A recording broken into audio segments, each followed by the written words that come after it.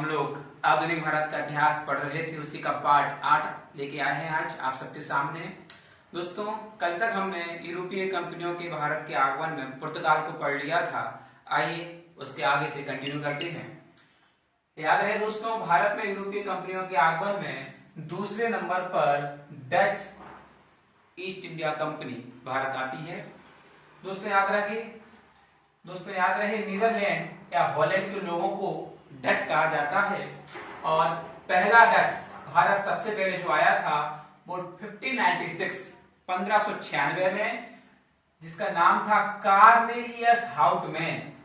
दोस्तों, Cornelius Houtman नाम का डच सबसे पहले भारत आता है। कहानी में आगे बढ़ते हैं। 1602 ईस्वी में डच ईस्ट इंडिया कंपनी की हमारे भारत में स्थापना हो जाती है और ईस्ट इंडिया कंपनी का नाम था United East India Company of Netherlands, जिसमें दोस्तों याद रहे 17 सदस्य थे और उसका संचालन बोर्ड द्वारा किया जा रहा था और डच की संसद ने 21 साल के लिए 21 ईयर्स के लिए व्यापार की अनुमति इस डच ईस्ट इंडिया कंपनी को दी थी। आगे कहानी कंटिन्यू करते हैं।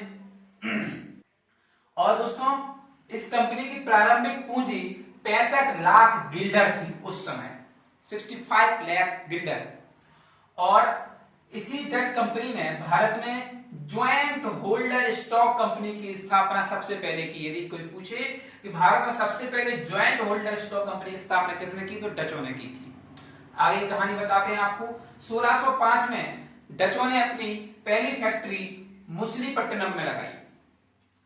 और याद है दोस्तों, डच उस समय के काली मिर्च के लिए इंडोनेशिया पर आश्रित रहते थे और उस समय इंडोनेशिया पर अधिकार पुर्तगालियों का था, तो अगले ही पुर्तगालियों का था। 1605 में डचों ने पुर्तगालियों पर आक्रमण कर दिया और उन्होंने इंडोनेशिया छीन लिया। दोस्तों, इंडोनेशिया को मसाला द्वीप के नाम से भी जाना जाता है। 1619 में जकार्ता, आप सभी जानते हैं, इंडोनेशिया की राजधानी है। जकार्ता के खंडरों पर बैटबिया नगर की स्थापना डचों ने की। डचों ने भारत में सोने के सिक्के भी चलवाए, जिसे पेगोड़ा सिक्के भी कहा जाता है, या हमें भी कह सकते हैं कि सोने के सिक्कों का प्रचलन भारत में डचों ने भी चलवाया था। बंगाल में डचों ने प्रथम फैक्ट्री 1617 में पीपली में स्थापित की थी। दोस्तों, बंगाल में जगह है पीपली, वहां 1617 में इन्होंने अपनी पहली फैक्ट्री स्थापित की थी।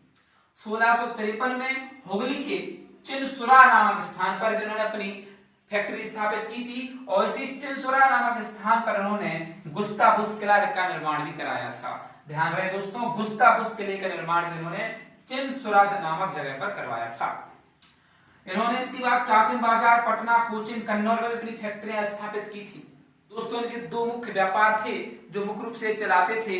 पहला था इनका सूती वस्त्र उद्योग और दूसरा था इंडिगो उद्योग। इसके बाद की कहानी आगे बढ़ती है। 759 में 1759 में एक बेदरा का युद्ध होता है दोस्तों, और ये बेदरा का युद्ध डच और अंग्रेजों के बीच होता है। इस समय अंग्रेजों में बंगाल के गवर्नर रॉबर्ट क्लाइव नेतृत्व करते हैं और अंग्रेज इस समय दोस्तों जीत जाते हैं और डचों का साम्राज्य भारत से खत्म हो जाता है और डच नीदरलैंड वापस लौट जाया करते हैं। इसके बाद एक डच का पूरा परफॉर्मा था। दोस्तों, याद रहे, एक आप लोग किताबें पढ़ेंगे, बहुत लंबी लंबी प्रोसेस करेंगे, तो उन किताबों का सार आपको 5 से 10 मिनट की वीडियो में मिल जाता है। तो उसी में मैंने मुख्य मुख्य पॉइंट लिए हैं। आइए अब अंग्रेज पढ़ते हैं। अंग्रेजों के बारे में याद रहे दोस्तों, सबसे पहले समुद्री मार्ग से भारत आने के 2 मार्ग हुआ करते थे, थल मार्ग और समुद्री मार्ग। तो समुद्री मार्ग से पहला अंग्रेज भारत आता है, उसका नाम था, याद रखेंगे नाम दोस्तों, कैप्टन विलियम हॉकिंस, जो ब्रिटिश राजा जेम्स प्रथम का प्रतिनिधि बनकर भारत आया था। और ध्यान रहे दोस्तों, ये भारत में सूरत बंदरगाह पर आया था और इसके जहाज का नाम हेक्टर या रेड ड्रैगन था। यहां से पॉइंट बनता है। और दोस्तों, इस पॉइंट को समझते हैं कि उस समय चैन एडवेंचर्स का 217 सदस्यों का एक दल उस समय की महारानी एलिजाबेथ टेलर प्रथम के पास जाता है और वह पूर्वी क्षेत्रों और भारत में व्यापार करने की अनुमति लेने जाता है। तो वह अनुमति उन्हें मिलती है 15 साल के लिए। और याद रहे दोस्तों, 31 दिसंबर 1600 पर उस चार्टर पर साइन होते हैं और तभी से 31 दिसंबर 1600 से ब्रिटिश ईस्ट इंडिया कंपनी की स्थापना मानी जाती है।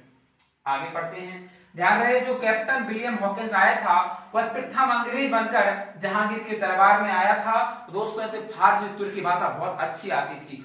जब जहांगीर ने इसके मुख से फारसी और तुर्की भाषा सुनी तो वह खुश हो गया और खुश होकर उसने कैप्टन खान की उपाधि कैप्टन विलियम हॉकिंस को दे दी थी। आगे कहानी को आगे बढ़ाते हैं। 1811 में हमने बचपन से सुनते आ रहे हैं कि अंग्रेजों ने अपनी पहली फैक्ट्री सूरत में स्थापित की थी, लेकिन दोस्तों ऐसा नहीं है। अंग्रेजों ने अपनी पहली फैक्ट्री 1611 में अस्थायी रूप से मछलीपट्टनम में स्थापित की थी, लेकिन उस समय वहां पर वर्चस्व पुर्तगालियों का था। तो पुर्तगालियों ने जहांगीर के कान भरे कि इन्हें यहाँ पर फैक्ट्री नहीं लगाना है, तो जहांगीर ने पहले तो अनुमति दे दी थी और बाद में अनुमति छीन ली थी, इसलिए ये फैक्ट्री दोस्तों अस्थायी फैक्ट्री कहलाई।